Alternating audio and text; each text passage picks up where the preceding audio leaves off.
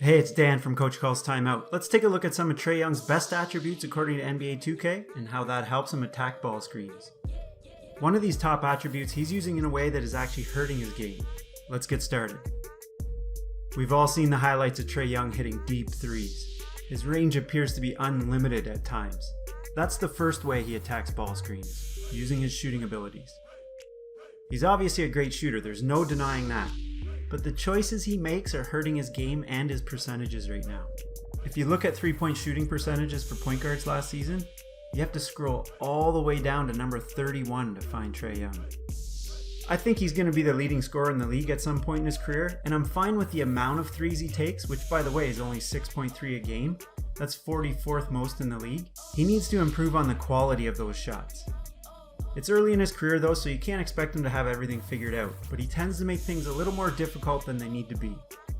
He takes a lot of unnecessarily deep threes, and other times he hesitates and shoots out of rhythm. I'd like to see him attack more instead of settling for those deep threes. Look at this one for example. He has the opportunity to go at Tobias Harris, who's not known for his perimeter defense. By the way, you'll see a lot that Trae prefers to drive to the hoop going right. Here's another one where he doesn't have a big advantage on Simmons, but he tries to force one anyway. Maybe pull that one out, ask for another screen, and get a different matchup. For most shooters, if a defender goes under that screen, that's an automatic shot. Trae could have had an open shot here, or went at the overmatched Embiid, but this extra dribble and sidestep gives Danny Green time to recover and challenge the shot.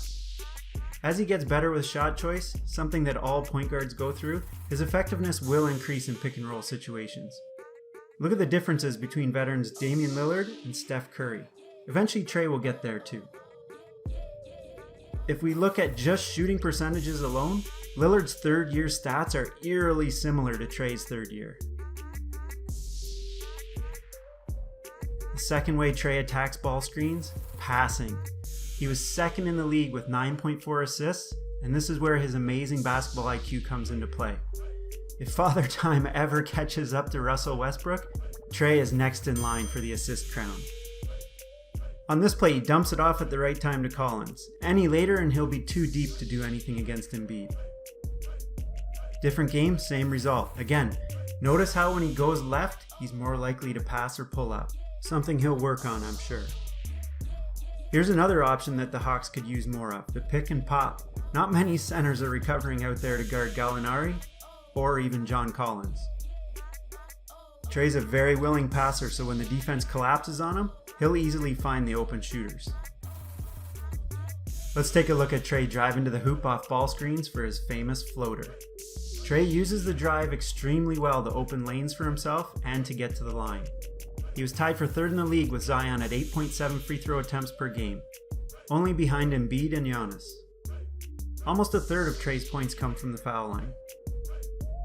You can see the options open up as he gets past the initial defender because Embiid is reluctant to get out on him.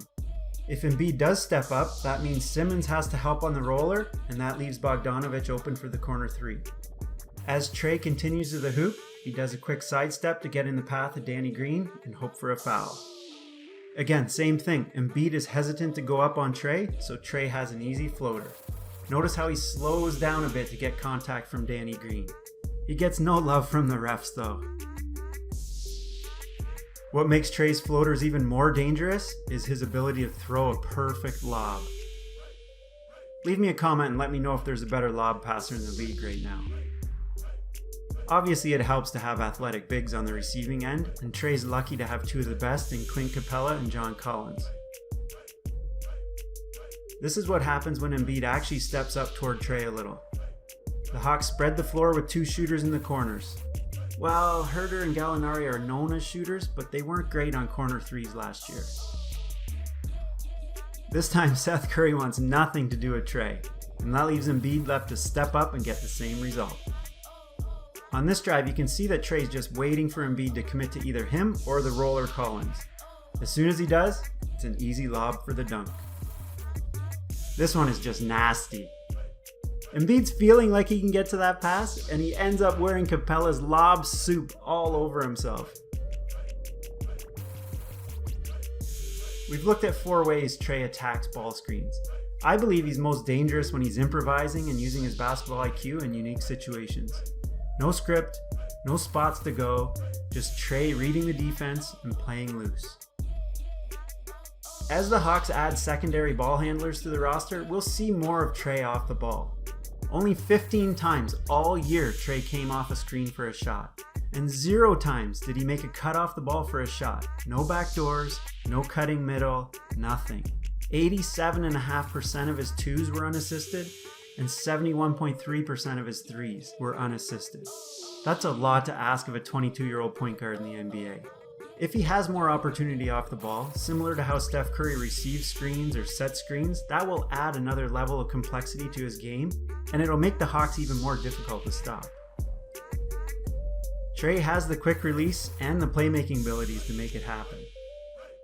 The future's bright for Trae Young. I think I've got him leading the league in scoring and assists. Let's hope for the Hawks fans the front office can add secondary ball handlers and lighten the load to get Trae the ball in more spots to score. DeLon Wright and Sharif Cooper are good starts.